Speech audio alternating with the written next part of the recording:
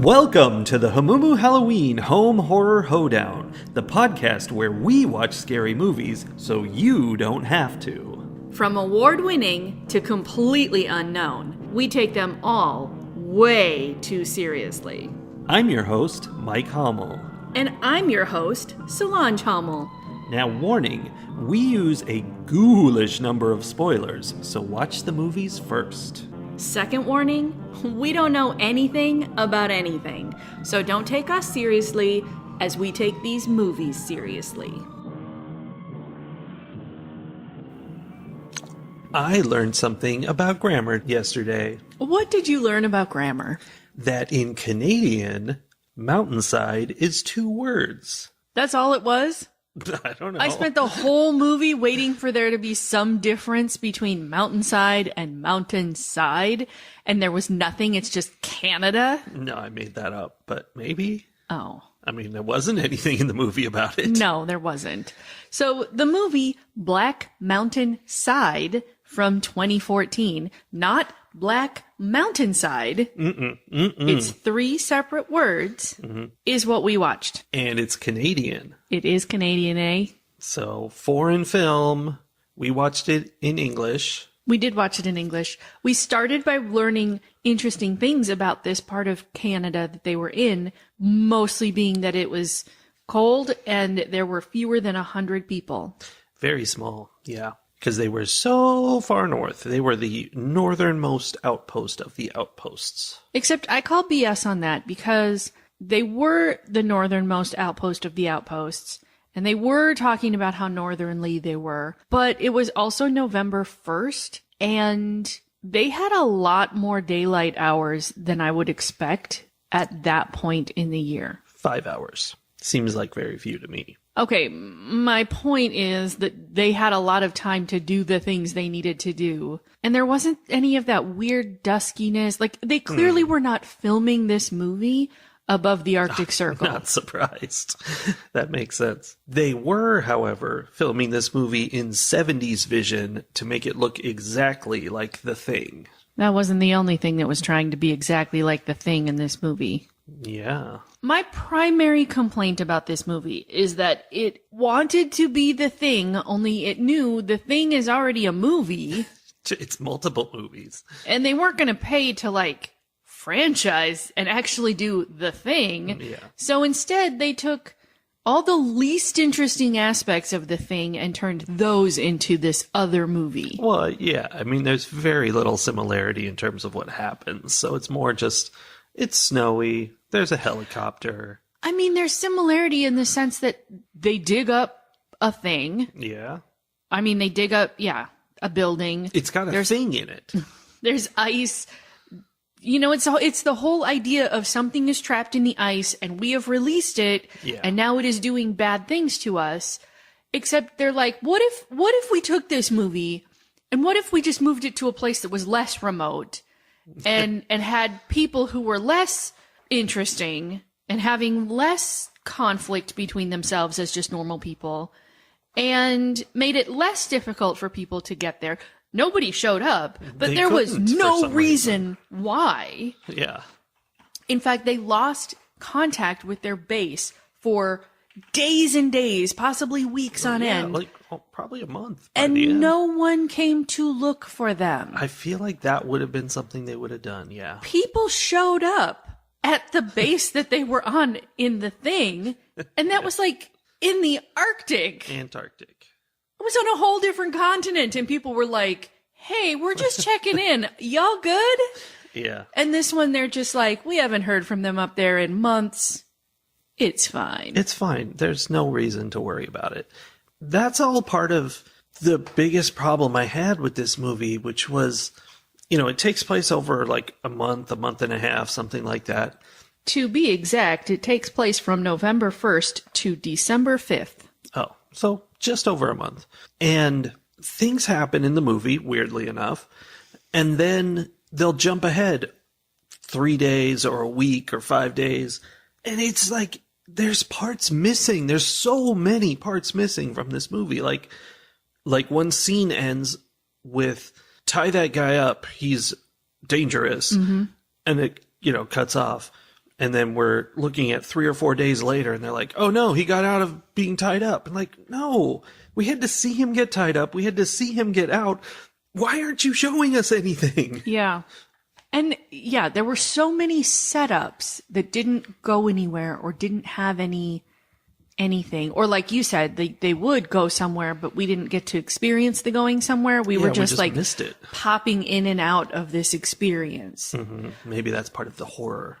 I mean, maybe, but it didn't, there's a way that could have been used to make it part of the story, right? But it wasn't. It was just, well, nothing really all that interesting is going to happen next. We're just going to fast forward you up to the most interesting parts. And and those weren't that interesting. They had to chop a guy's arm off because it was like wiggling, like it was doing like the thing. And so they chopped it off so it wouldn't affect the rest of him. And then it cut from there. I mean, there was a bunch of stuff that happened. That's fine. But then it cut from there to like a week later. The arm was never mentioned again. No one cared. And at some point, eventually, the doctor's like talking to people and he's telling them his medical conclusions about what he found, apparently for the first time, even though like he should have jumped up and down, from the get-go. But no, this is, hey guys, so it turns out he was turning into little octopuses. Right? Okay. Also, which we never saw. No. And I feel like that's one of those things, and maybe not in 2014, maybe it's been 10 years and there's like octopi are having a moment right now, but those things are cute and we know how smart they are. I was picturing them being cute, actually. Right? I'm seeing like a bunch of little cartoon purple, chunky little octopi with tiny little stubby legs blooping around. That is like, exactly what I pictured. Bring them on. I welcome my tiny octopi overlords. Yeah. It was not weird. Scary, especially comparing it to the thing. And like, we took your dog and turned it inside out. That's scary. Uh-huh. Well, and they were like, oh, his tissue, the cells are changing from human cells to cephalopod cells.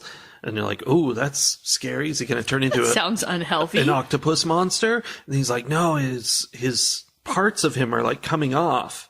Like and like either we got to see an army of little bloopy octopi jumping around, or this guy's got to grow tentacles and start slamming tables with them. Or even show us he's falling apart. Pieces of him are falling off. The only thing we saw come off was the arm, and that's because you took an axe to him. Yeah. And later some guy chopped his hand off, and actually that might have been the guy that they discovered had octopi in him.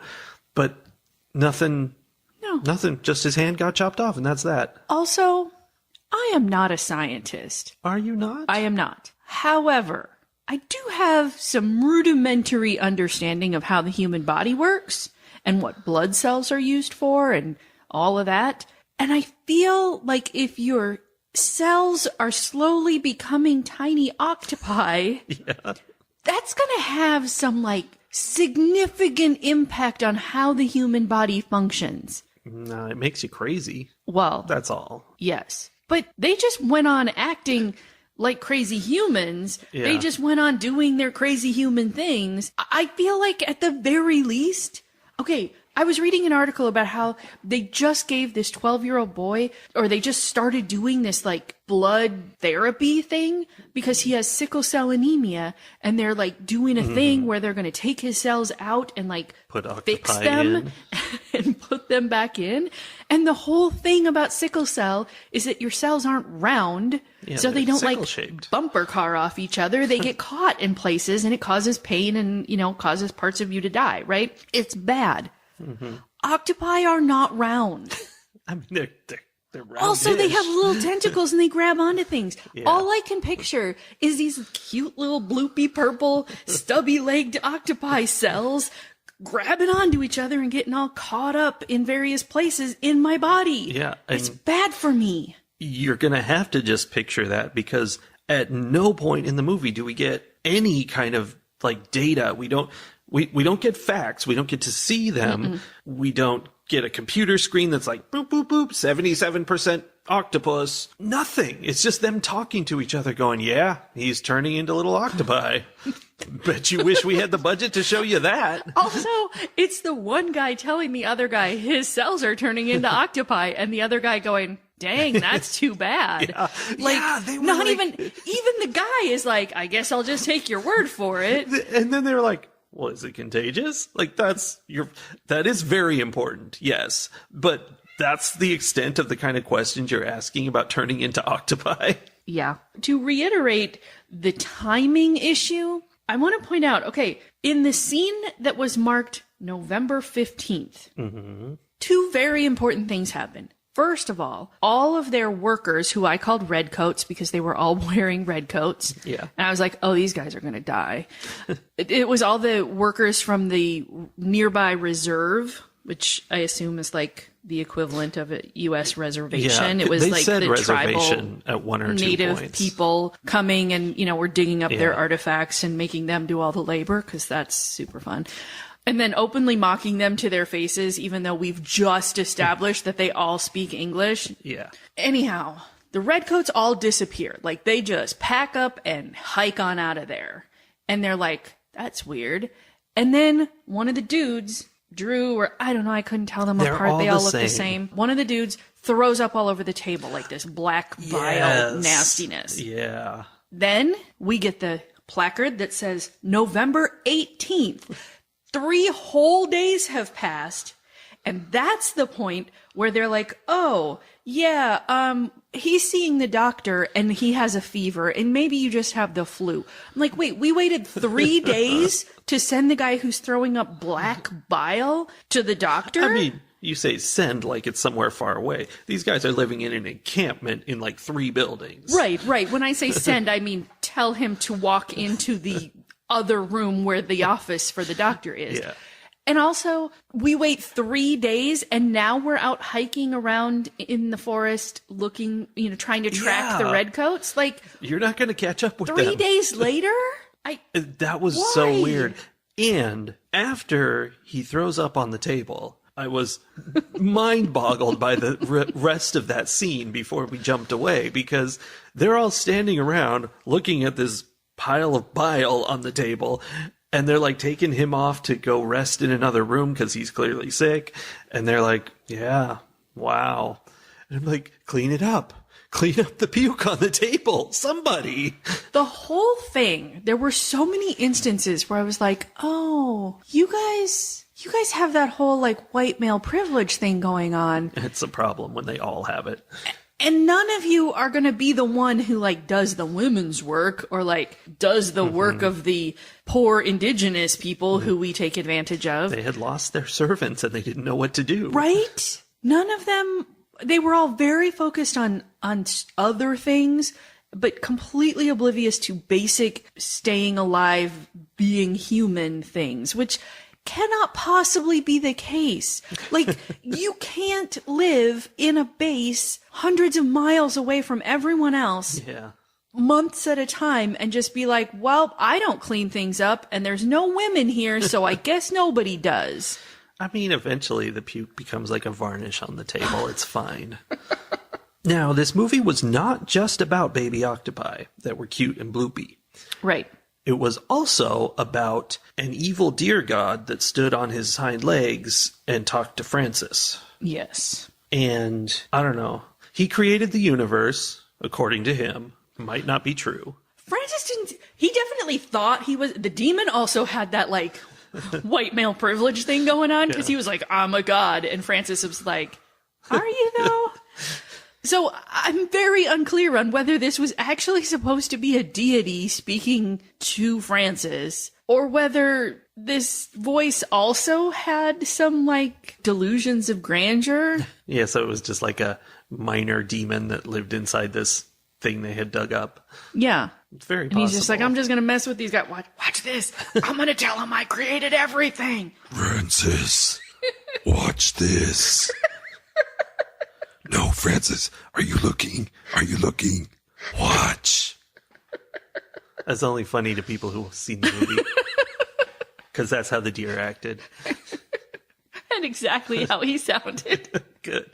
I didn't know if I was doing it right. Okay, you say how the deer acted. The deer didn't act at all. It was literally something, it was like a taxidermied deer that was taxidermied to be standing up on his hind legs like a person. Yeah. And he's just like way out in a field somewhere as Real we hear far that away. voice. Yeah.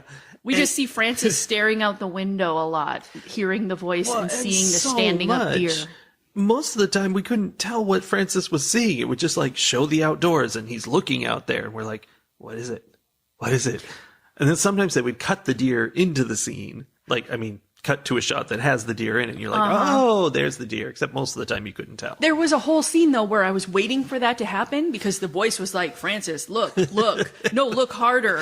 That's what it kept saying. And I'm like, I'm looking hard. I don't see anything. And then the voice is like, "No, look through the mountain." And I'm like, "Oh, screw you, voice." Francis can look through the mountain, though. You can't, but Francis, no problem. Ridiculous. So, since we're talking about the deer and his delusions of grandeur, at one point the deer is saying, "I'm omnipotent, omniscient, and omnipresent." No, well, he said, "Do you think I would be omniscient, omnipotent, and not omnipresent?" And then the very next sentence, the deer goes, "I have to go."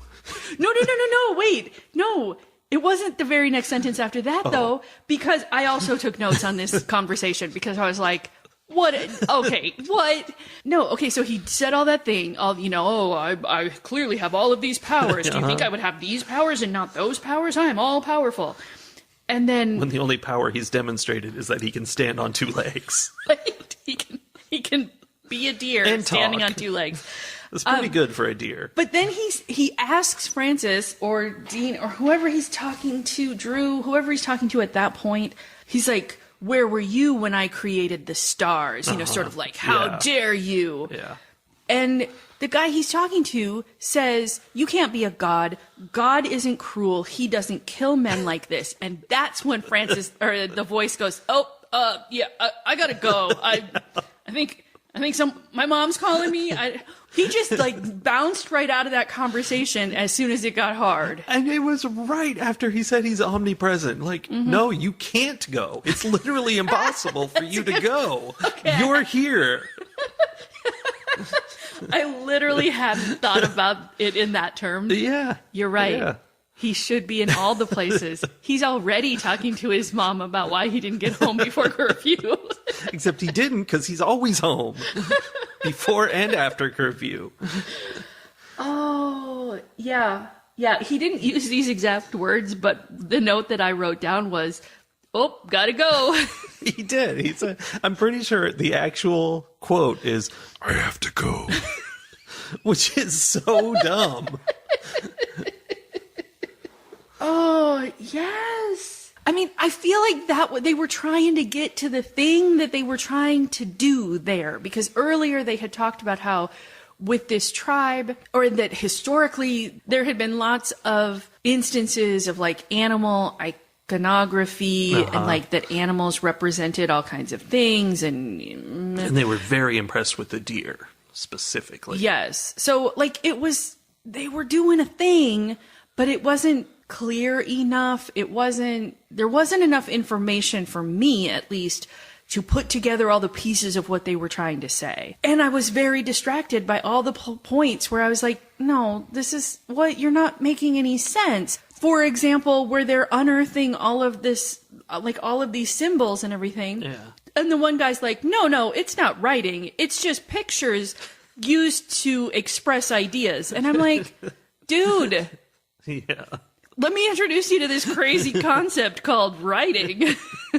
So, like, it was so... the science of it was so bizarre. Like, your cells are turning into octopuses. Or, also, they're doing this archaeology stuff, but none of the scientists who were there are actually touching the archaeological dig in any way. No, they had people for that. Entirely making the redcoats do all of that.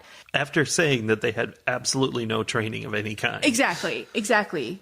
But then also they're standing out there showing like the new guy who comes by helicopter, because of course we had to have the scene at the beginning where it's all snowy and a helicopter comes in and I was like, oh, I get it. This is the thing. Yeah. So the Professor Olson comes in And they're showing him the dig, and they're like, oh, you know, we found all this new stuff, but we haven't told anybody yet because, you know, we want it to be all ours. And I'm like, okay, that's super scientific. They're showing him the dig, and one of the guys is smoking a cigarette and flicks the cigarette butt into the dig as they walk away. That super happened.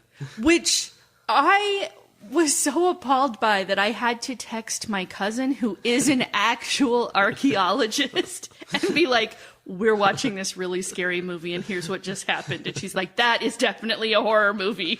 That is like one of my worst nightmares. Mm-hmm. Yeah. So the science was so bad. And so then when they tried to get into the theology part of it, I was just like, you don't know what you're talking about. I can't with you. And that leads me to my philosophical question of the week. Okay. Soli. Mikey. Was there a deer god or demon or whatever that wanted to be a god? Or was that simply a mental side effect of the bacteria they had unearthed from the Ice Age? I have two answers to this, which is ironic. Which is ironic since you gave me two choices. No, I think that the people who made this movie made a movie in which a deer god came out of the ice and made them all crazy. Okay. I think. The movie that I watched, once that movie goes through my brain filter, it was a movie about people who were not very smart and who definitely got some kind of weird thing and they were hallucinating, and like there's some bacteria or whatever that came from the Ice Age that their brains and bodies were not prepared to manage, and they all lost their minds and attacked each other and did crazy things, and that's what that movie about. That definitely happened. And none of the other stuff happened. And those red coat guys noped out of there because they were like, oh, these white people are nuts. We're going to go before we get this. That makes sense. They probably got it, though. Okay, now I want to come back to that. Okay. I want to come back to that idea. But what's your follow-up question? My follow-up to your first theory is, then was the disease real? If the deer god was making them all crazy, was it just that they were crazy? Or was it also turning them into octopi? I don't know. I don't know. Nobody knows. Was there ever a thing crawling through that guy's arm? They all seemed to see it. Yeah, but they're all But there crazy. was nothing, like, it's not like they hacked off his arm and then they had to fight the thing that was in his arm. Or it just examine disappeared. it in any way, or think about it. Right. I don't know. Maybe not. That was the only, like, special effect in the whole movie, was his arm wiggling. There were many times where somebody, like, the corpse was talking to the one dude and he bashed its skull in with the butt of the gun because it was telling him to do stuff. And like, maybe there was no disease, maybe nothing. I don't know. I don't know. Maybe they thought it was a disease because it was the only explanation that their brains could come up with to explain this thing that was happening. They didn't have the words or the experience to name it, really. Yeah. And we have no evidence of any science that was done to reach that conclusion. No. And I guess that's why I feel like this was a movie about a deer god that came out of the ice, because the theology part of it, as absolutely not cohesive as it was way more cohesive than any of the actual science of it. Like, they were like, we're really interested in this, mind game piece of it. Yeah. You could tell that somebody had done some thinking about it, whereas they were like, we're going to dig a hole. That's what archaeologists do. I don't know. This guy's going to look in a microscope and he'll see something. Maybe octopi. I don't know. Maybe. Like, they didn't put any thought into the science of it. No. They're like, what would be really weird to find in your blood? Octopi? Yes. Yeah. Write it down. Yes, but it's really hard to show, so let's skip over it. Right? But maybe that's just more evidence that it was not happening at all. Maybe. I don't know. That makes sense too. Was there anything wrong with their communication device? Who knows? The other people were answering, and they're just like, Hey, are you there? Are you there? And it's but like, again, yes, we're here. Why for a whole month did nobody come and check on them? That's inexplicable, except if the deer god was like locking down their area and like transporting them to an alternate dimension of their very own. Maybe. We'll never know, because the one guy at the end of the movie who thought he was escaping, this is the dramatic finale to the movie. Oh yeah, one guy is dying of a gunshot wound, and he tells the other guy, "You've got to just go to the reservation. It's 90 miles away.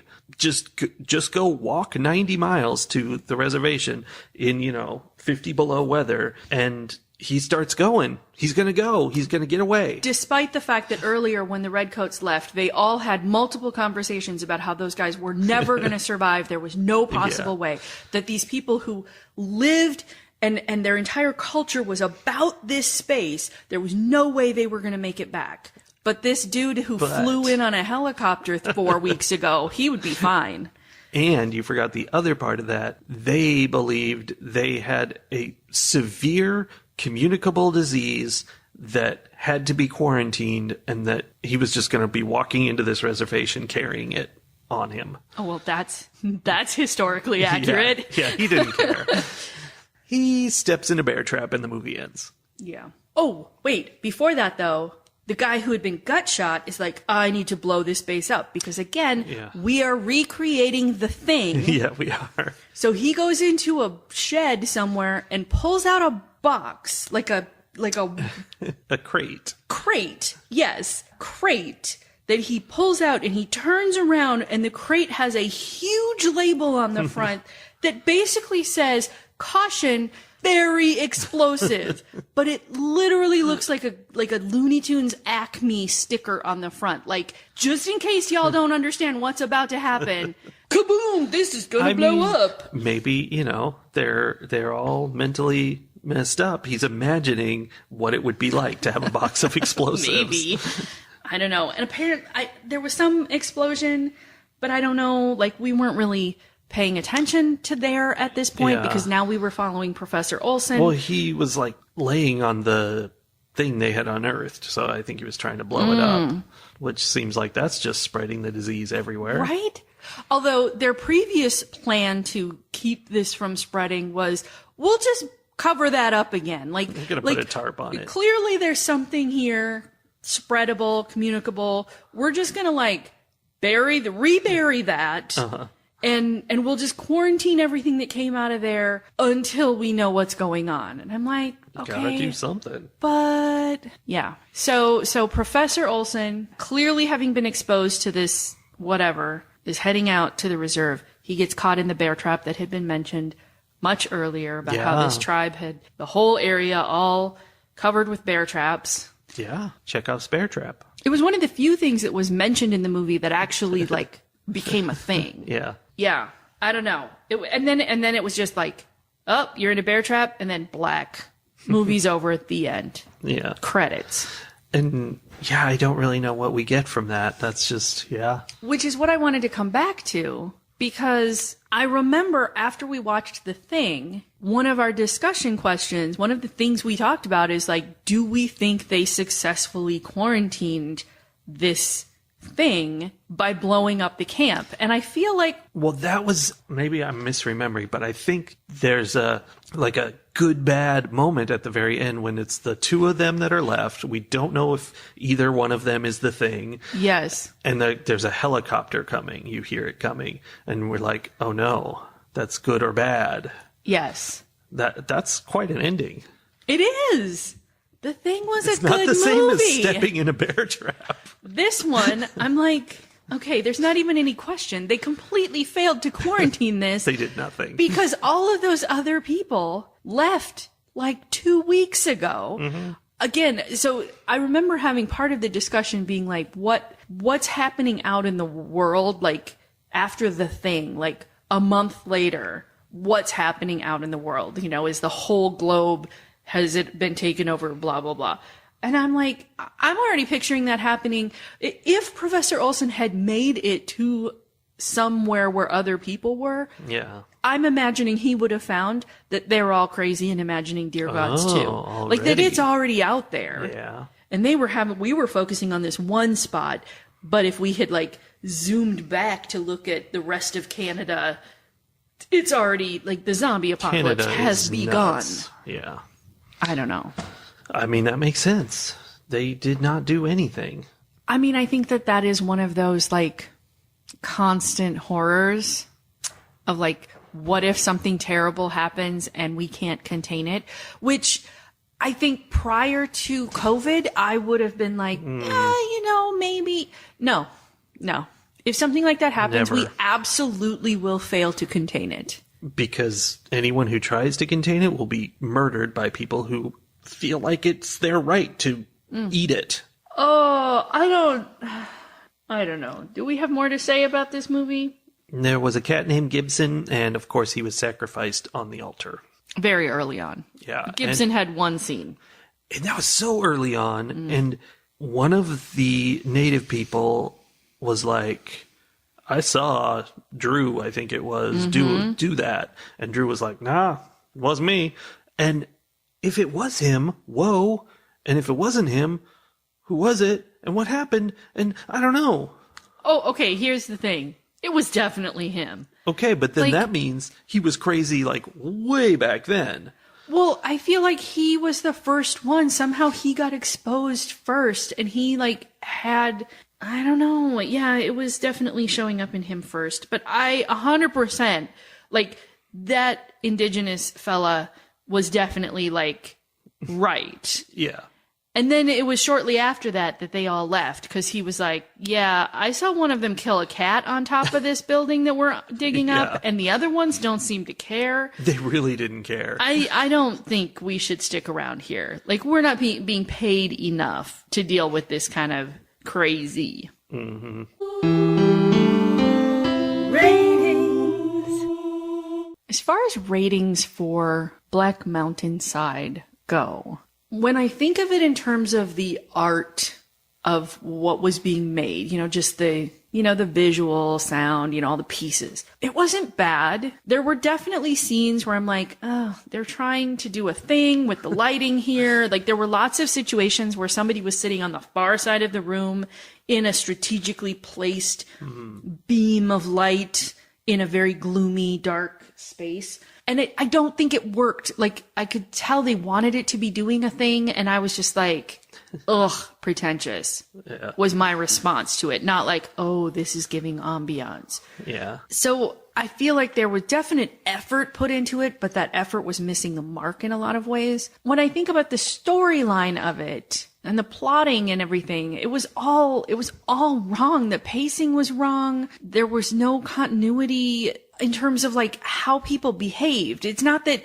oh, there's a glass there and now there's not. It was, that's not how humans behave. There was too much urgency when I didn't know why, and there was absolutely not enough urgency when Most of the it was time. clear they should be worried. So it didn't click for me. And then you add on the piece where it's so blatantly obvious that this is, let's be generous and say, an homage to The Thing. It is. And I'm like, really? You had this to look at for your example? And this is what you came up with? It's like all the cakes on the show nailed it. Yeah. They did not nail it. And, I don't know. So I guess, before I score it, I do want to say the deer standing up on its hind legs off in the distance is a creepy look. Right. I do find that very creepy. And why is that? Well, we have deer that come to our house, and this has never happened with the deer here in Texas, but in Minnesota, the deer are bigger. Yeah, they are. And they stand on their hind legs. They do not stand on their hind legs, but more than once I have looked out the window and we get that like dusky, it's much further north. So we get that kind of weird dusk light more often than I experience down here in Texas. And I have looked out the window toward like pine trees and such, and I have seen an alien looking back at me. And I've been like literally had an internal immediate, holy crap, what is that feeling? Yeah. Until I realized that it's just that the deer is positioned exactly right so that all I can see is its weird alien head and its weird front legs. And you can't see the rest of it. So it looks like a two-legged thing with a weird head staring at me from across the yard. Yeah. In the shadows. That. And it was, I first saw those out there and I was like, okay, I called you over and I'm like, I know those aren't aliens. What am I seeing out here? Why am I seeing aliens? It's weird. Okay, so I have had creepy experiences with deer who sort of seem like aliens. So when we're watching this movie where there's what could potentially be an alien disease that's possessing a deer and making it walk around on its hind legs. I mean, it was completely different because it's literally on its hind legs and you see its other legs like dangling like arms, and which is also weird and unsettling. But yeah, I have a little personal connection to the idea of alien deer. So I do like that. That triggered that like actual fear that I have, or I don't know, not really actual fear, an actual thing that has happened to me. That is not enough to save this movie, in my opinion. So I am going to give this film 1.5 tennis balls out of 5. 1.5. I know, and that feels harsh. But to be honest, I'm slapping it down a little bit because, dude, do not try to recreate The Thing and give me this piece of Black Mountainside. Okay. Yeah. I was really liking the visuals of this movie in the beginning because they're using, I don't know if it's filters or whatever technology to make it look the way it looks. It looks like it was filmed in the 70s. And it really looks like The Thing, like in terms of style and everything. And so I think they did an amazing job of that. And it made it enjoyable to watch in that sense. But then it started going downhill when it kept jumping past things and I didn't know what was going on. And that was weird. And I think the worst sin is that they truly were copying The Thing in the sense that they were making a movie about people being paranoid, you know, trapped up in the ice, not trusting each other, pointing guns at each other, and just not succeeding at all on that level. Like, just completely blowing it. And that's the killer. Like, it could, if it had just been like they're turning into octopi and, you know, like maybe one of them becomes a monster and starts hitting them with tentacles, or, you know, it's just horrifying that he's melting away. Like Cabin Fever is about people just getting sick and how scary that is. Great. But instead they tried to make it about this whole paranoia thing and it just didn't do it. Like, I think maybe because no one really seemed to care that much about what was going on ever. I mean, I remember even with The Thing, I was sort of like, if you really thought there was someone trying to kill you amongst the group of 7 people you lived with, like, there's more you could do to try to identify who that person is. And I remember thinking that that was a weak point in that movie. And you're right, this one just didn't even try at all. They didn't even do the little blood test where, you know, Kurt Russell looks and he's like, nope, my blood's fine. No one needs to check it. Yeah, I'm good. And this movie couldn't even really have that because they were all crazy. And so it's like, well, okay, they're all crazy. They're all threatening each other the whole time. There's not much to it. So I just think it's like they had the idea to do something like The Thing, and they succeeded completely stylistically and just did not have a story to go with that. And it's too bad because I would have enjoyed the Deer God being more interesting and talking to Francis some more. But I felt like it was gonna do something at some point, so I'm gonna give it 2 tennis balls out of 5. And that's about as far as I'll go with that. I think you bring up a good point. If they had taken The Thing being a movie about paranoia and instead been like, hey, remember that? Here's what you think you're getting, and then, oh, nope, it's not an alien possessing them at all. None of this is happening. They're all going crazy because they have some kind of fever dream happening in their, you know, they caught this infection and their brains are all cooking from the inside out.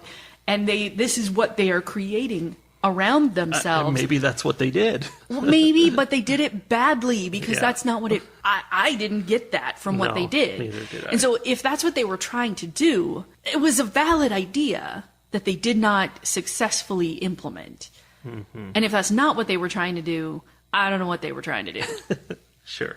Well, I hope somebody comes and rescues us because we are trapped here being forced to watch scary movies together. And we're going to jump cut to next week where we watch another scary movie. Bye. Bye. Francis. Bye, Francis. It was nice talking to you.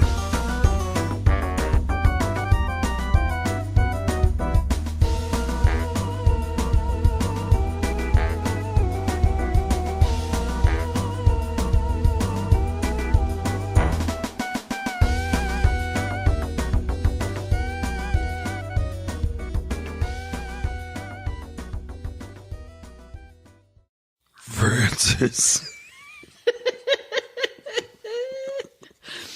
The neediest demon ever. No, wait, Francis. Wait, I have something else to show you. Where are you going, Francis? Francis, pay attention.